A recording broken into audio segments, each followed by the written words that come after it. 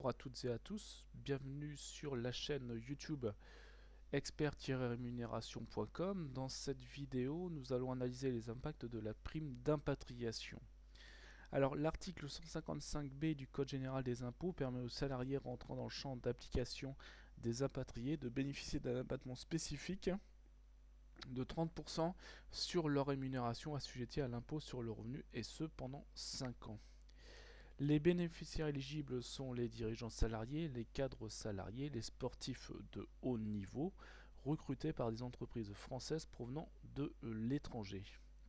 L'objet initial est de renforcer l'attractivité du territoire national et d'encourager l'installation en France des cadres de haut niveau. Alors, quelles sont les conditions à remplir ?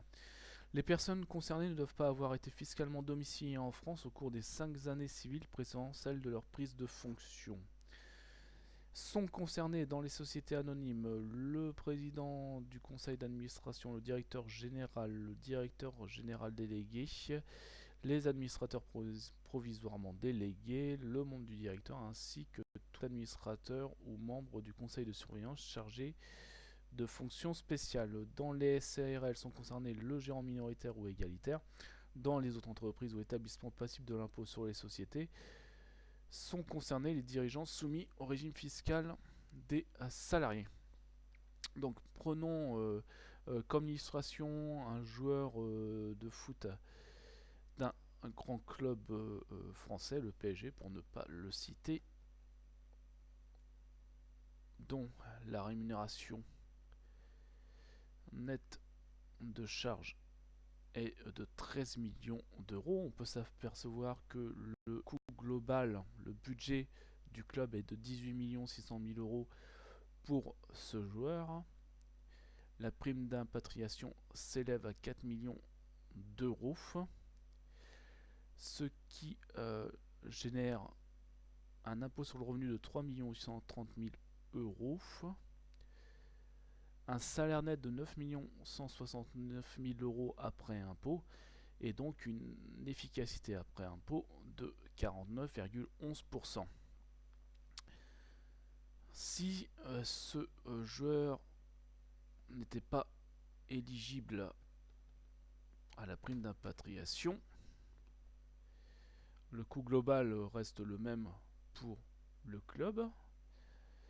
La prime d'impatriation serait nulle.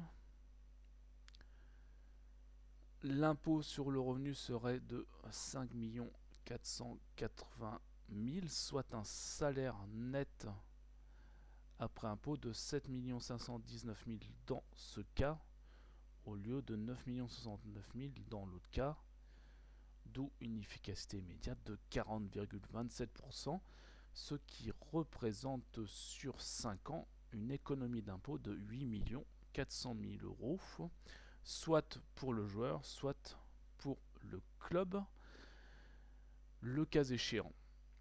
Donc cette simulation permet d'analyser l'impact de la prime d'impatriation sur la rémunération des joueurs. Donc si vous êtes dirigeant de club, agent de joueur ou même joueur et vous souhaitez faire une simulation, n'hésitez pas à nous contacter sur notre site www.expert-rémunération.com. J'en profite pour vous offrir la liste des 25 techniques d'optimisation de la rémunération et de la protection sociale du dirigeant en cliquant sur la fenêtre qui s'affiche. Je vous dis à tout de suite sur le site. Merci de votre écoute et à bientôt pour une nouvelle vidéo.